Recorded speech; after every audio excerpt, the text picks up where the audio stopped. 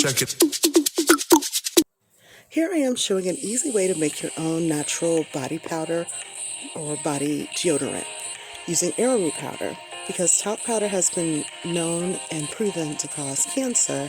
So a safer alternative is arrowroot powder, which actually has the same slick, slippery, powdery texture as talcum powder without the adverse health concerns.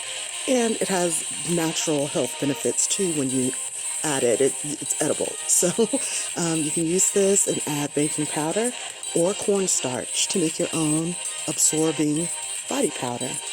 And you can add whatever essential oils you want in there that are your favorite fragrance. And this is my inspiration, Pearl Bailey, for the first item created for myself a long time ago because I have sensitive skin, and first product for the Charm line.